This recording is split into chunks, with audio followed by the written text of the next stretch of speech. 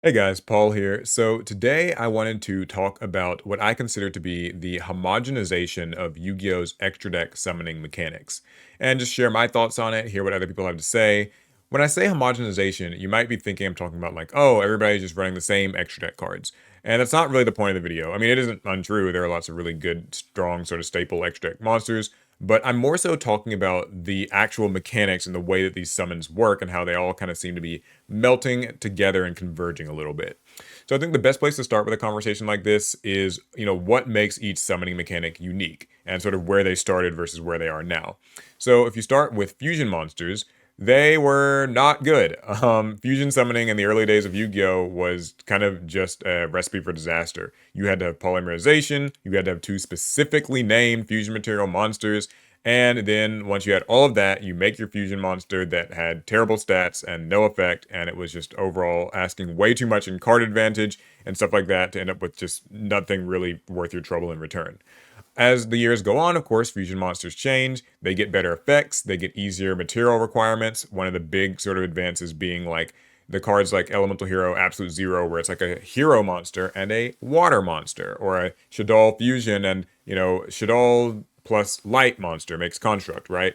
Also, you kind of remember that with Shaddoll fusion, there were a lot of archetypes really that started to get sort of their own fusion spell, their archetype specific fusion spell. Plus, just in general, monsters were more searchable and things like that. Okay, we skip forward then to synchro monsters, which were really quite unique when they came out. A little controversial, I remember I was there at the time, but it takes a tuner and a non-tuner. I know I'm explaining the basics of synchro monsters like it's something new here, but just bear with me. So, your tuner monster kind of has to add up to your tuner plus your non-tuner has to add up to the level of what you're making, and it was kind of neat, right? Like it took away the need for a spell and it just made it a little bit easier, but there's still some stipulations.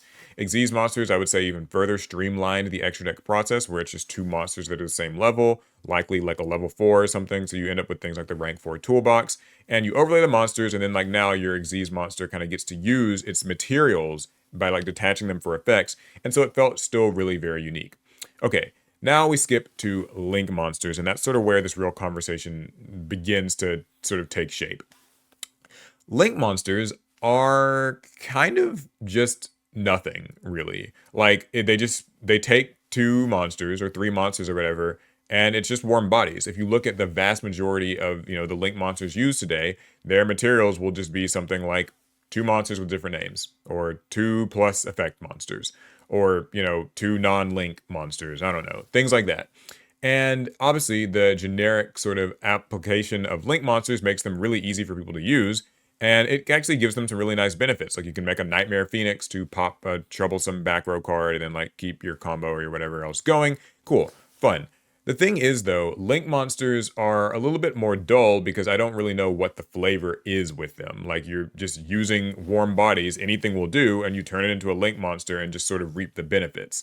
They used to have sort of the arrow co-linking mechanics. Konami's mostly gotten rid of that now, but that's sort of a separate video for another time. Now, what I've sort of started to notice is that all of Yu-Gi-Oh's summoning mechanics have started to try to kind of be Link monsters because it's really necessary in today's Yu-Gi-Oh that extra deck monsters are not just easy to access, but like can almost be sort of cheated out.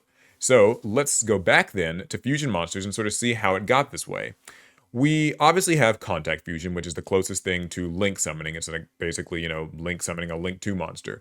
And contact fusion early on was something that was kind of unique to a deck like Cyber Dragons or Gladiator Beasts. Later on, Ritual Beasts were kind of known for doing like the contact fusion thing, but only a few decks could do it, and so it sort of felt special. Nowadays, though, when I think about the best fusion monsters and like decks and mechanics and stuff, they pretty much are all just contact fusing, right? Like, there are different flavors to it.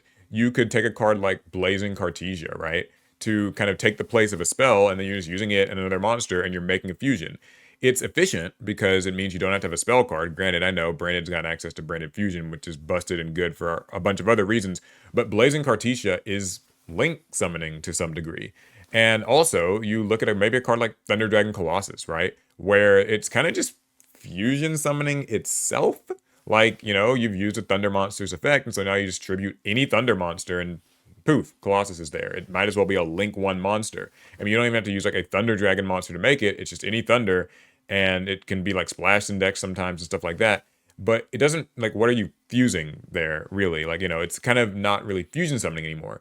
Now, again, I'm not complaining, just, hear me out. I do have, like, good and bad thoughts on this to share at the end, but that's sort of how, like, fusion monsters have begun to replicate link monsters. If you want a really extreme example, look at Vicious Astrolaud. I mean, it literally just fusion summons itself by banishing the materials straight from the graveyard.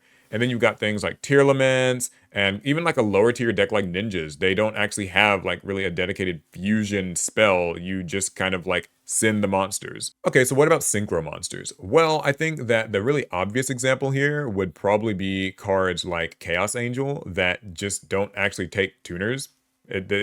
Chaos Angel says, oh, you're using like, a lighter dark monster, you can just treat it as a tuner. Cool. It's just a tuner now. I mean, we technically have seen that before. If I think of a card like Cyber/Harpy, they're kind of able to do that as well. But it was like archetype tied and kind of just very like niche application thing. Chaos Angel, meanwhile, is a lot more generic. And it effectively makes Chaos Angel into a link monster for a deck like, say, Labyrinth that don't actually have tuners. They can just make it, and it's good. And like, it's not really synchro summoning. It's just sort of there. There's also things like Crimson Dragon and Excel Synchro Stardust Dragon, where they're just kind of like leaving the field and then just bringing a whole new synchro onto the field without really synchro summoning it. Okay, and then what about Xyz monsters? I think these are definitely pretty big culprits. For a long time, Xyz have been able to like rank up, and there have even been Xyz monsters that can layer on top of other things, like, Downerd Magician or something like that. But the really two big offenders here are obviously Zeus and Typhon. Zeus at least makes some sense. It's another, Xyz monster that's just kind of like ranking on top of an Xyz monster. And you had to battle first. It's in main phase 2. It's very strong, but it kind of feels like a fair enough trade and sort of makes sense. You're cheating it out, but whatever. Then you look at something like Typhon, right? Where it's just like, yeah, it just goes on any monster. It's a link monster. You turn a monster into a Typhon, and now you've kind of got this strong floodgate style effect just here. I mean, it's not saying that Typhon doesn't have drawbacks, but I mean, like, you are not Xyz summoning Typhon, right?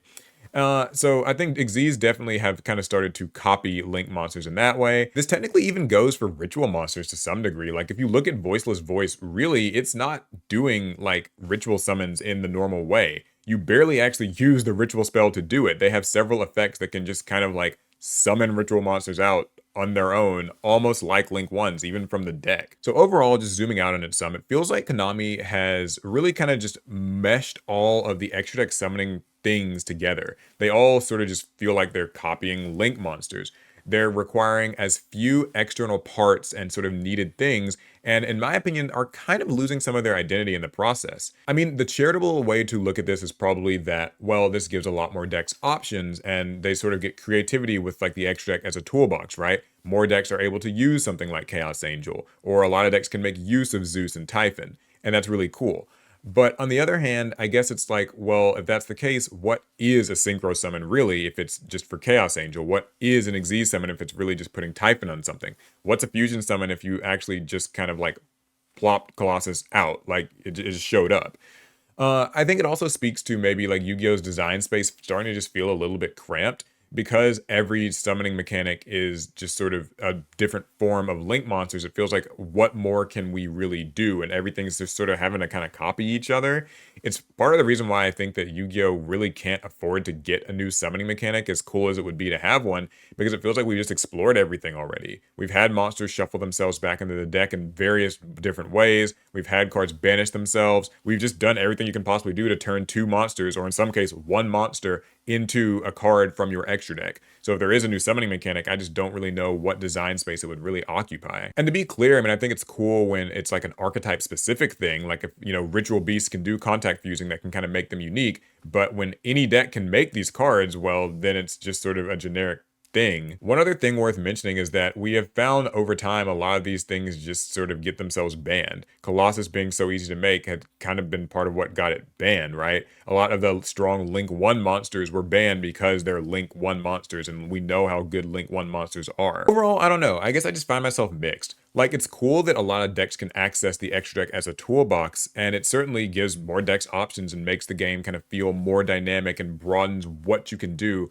but it also just feels like they're all the same. I don't know. So you guys can let me know how you feel about this. Do you think that this is an issue, like a real problem in Yu-Gi-Oh, or is it maybe not? And like, it's fun because like your deck can do a lot of different stuff. I don't know. Food for thought.